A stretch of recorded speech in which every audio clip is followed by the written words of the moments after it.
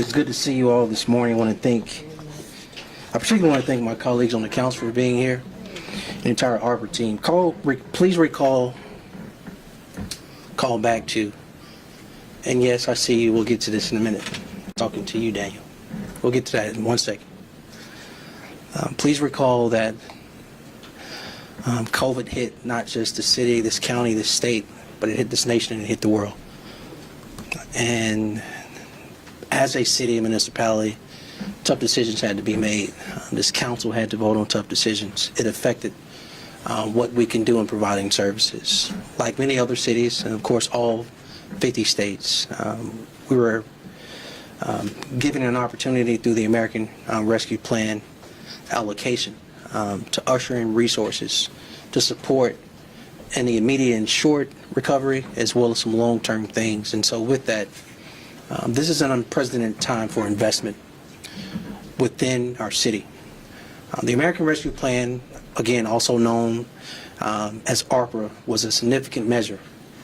It's established to provide relief in the wake of the COVID-19 pandemic, as I've just stated. From that plan, the state and local fiscal recovery fund was created to assist governments in building a stronger as well as a more equitable economy, which you all know has been important to not just the mayor's office but the council. In total, the city of Birmingham has received more than $141 million. Those funds have addressed both, again, as I've stated earlier, immediate needs as well as supporting long-term recovery efforts. To date, we have funded 196 projects with these resources.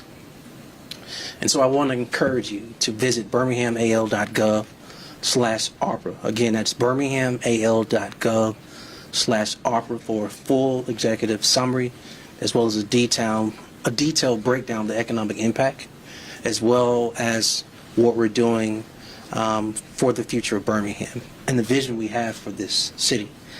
Now, within those monies, I think it's so important why the council is actually here and we're standing as a collective, because within those monies it was important for us to sit down with the council, as we always do when it comes to allocating resources, to listen to their needs, the concerns of not just the districts but the people they represent. And so here to speak on behalf of the Birmingham City Council is the President of the City Council, Dr. Darrell O'Quinn, who will give you more detail. Sir. Thank you. Thank you, Mayor, and thank you to my colleagues for being here with us. Hello, everyone. It's great to be here as we take a moment to reflect on how this direct federal funding has strengthened our communities. March 2020 seems like several lifetimes ago. It's really remarkable to think about where we were just 5 short years ago. The entire world gripped by uncertainty, isolation, and fear of what's to come. No one knew what to expect, but during those early months, we witnessed so many acts of strangers helping one another, donations, sacrifices made by our medical workers and first responders, so many moments that rekindled hope when we needed it most. In the years since, I've talked to a lot of elected officials from across the country, and something that has struck me is the unique way Birmingham utilized these dollars. Mayor Woodfin and his team deserve a lot of credit for how they dispersed these funds. By allocating $3 million for each council office to put towards programs and projects in our districts, we were able to maximize the impact across the city on a really localized level. As far as I could tell, no other city in America took the same route. I think it's a testament to Birmingham's resiliency and our collective determination to turn obstacles into opportunities. Much like the World Games in 2022, our ability to capitalize on this opportunity has provided proof of concept. It showed we have the capacity for more direct federal funding into our city, without having to clear the bureaucratic hurdles in Montgomery. At times, Birmingham may seem like a small town, but all 99 neighborhoods have 99 things that could be fixed or improved. Our approach allowed us to really tackle these hyper-local issues, and we'll continue to reap benefits of this landmark federal funding for decades to come. We're grateful for everyone in our communities who brought these programs to our attention and who put in the hard work every single day. Your continued support and engagement is what makes Birmingham such a special place to call home. Thank you. I want to thank again Dr. Darrell Quinn, who leads the Birmingham City Council, for speaking on behalf of the Birmingham City Council, that is. I want to also thank Wardine Alexander, the Pro Tem, who represents District 7.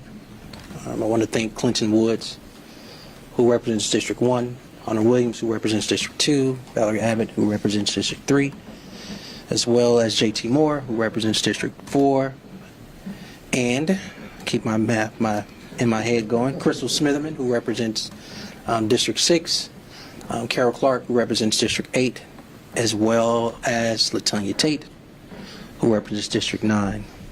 This council and the mayor's office, we were very fortunate, because we could not have done this alone. We were fortunate enough to have Chris Hatcher, along with an internal team and some external partners, that he will share some more information on the journey they've had over the last few years of getting these projects out of the door to make positive impact on community. With that, everyone, Chris Hatcher.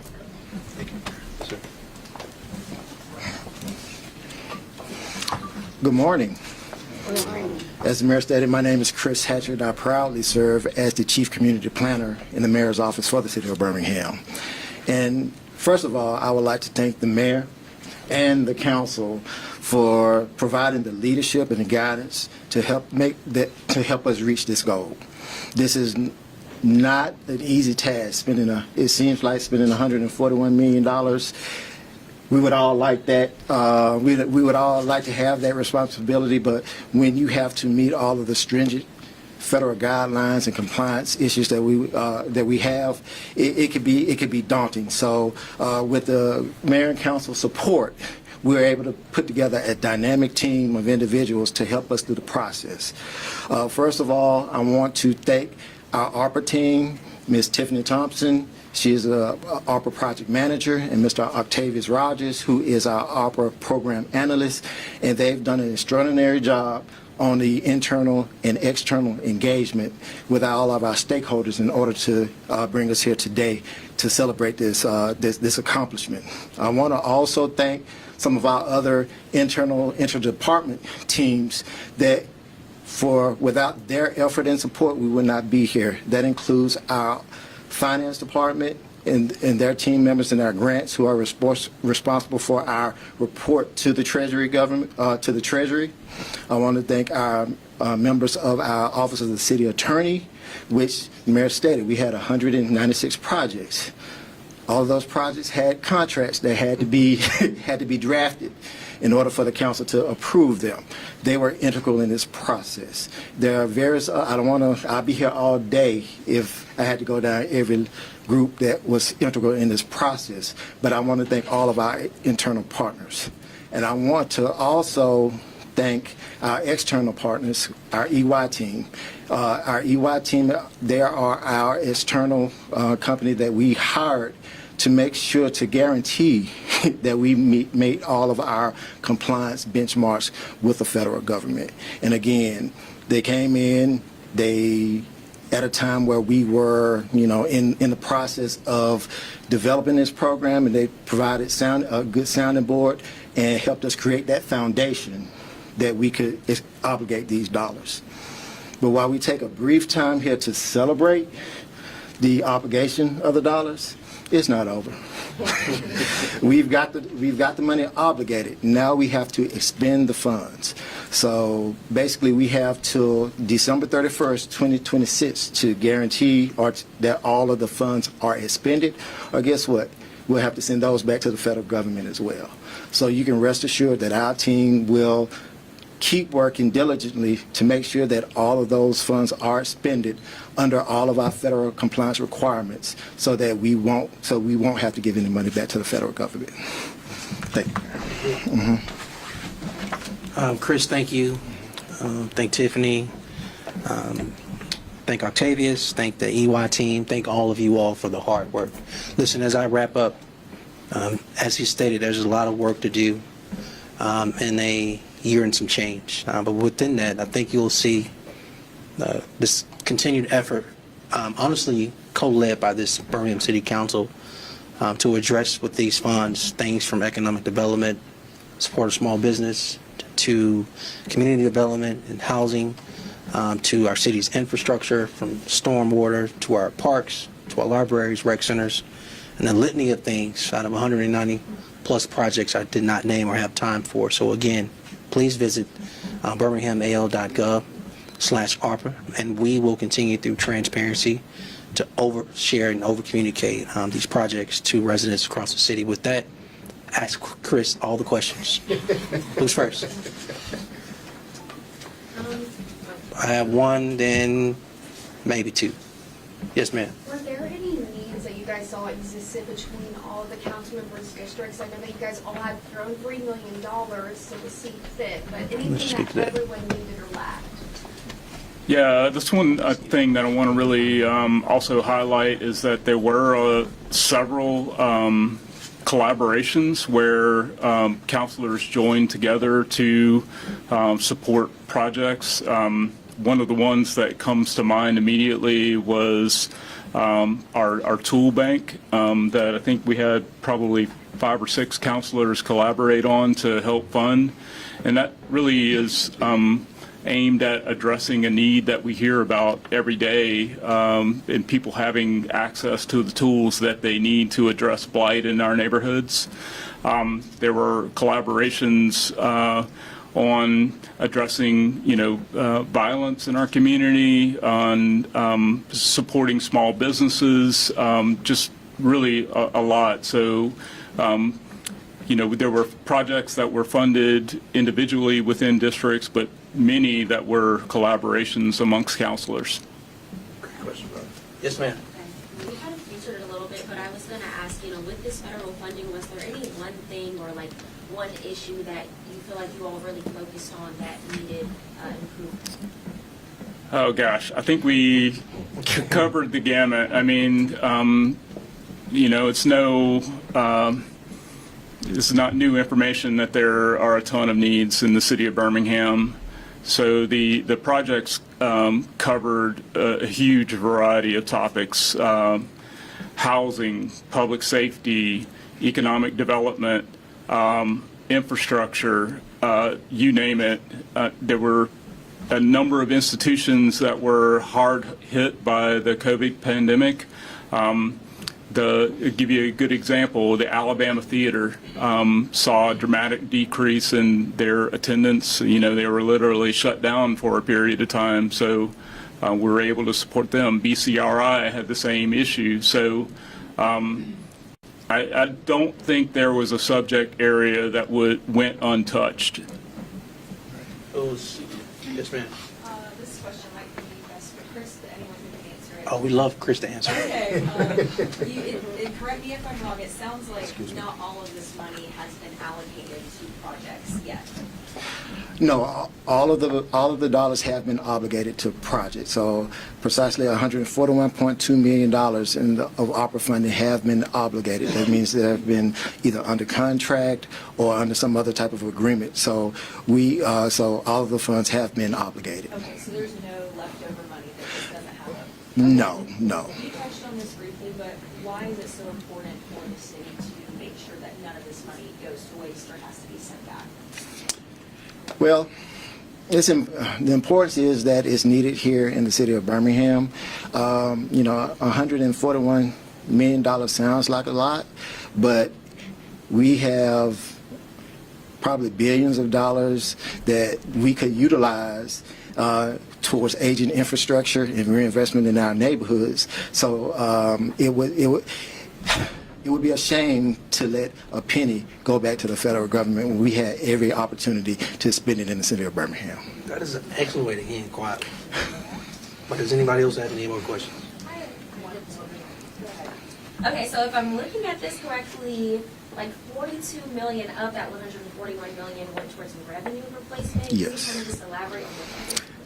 Yes, the city of Birmingham, just like any private business, Councilor Quinn mentioned the Alabama Theater. They were shut down and they lost revenue from the pandemic. The city of Birmingham lost revenue through sales taxes, through occupational taxes, through whatever means of income that the city generates. We were impacted by COVID as well. So the guidelines with the ARPA, State and Local Fiscal Recovery Program, allowed the city to calculate its revenue loss and apply some of that funding, some of the $141.2 million for the city to, shore itself up, because we can't provide service to our citizens if we're not whole ourselves.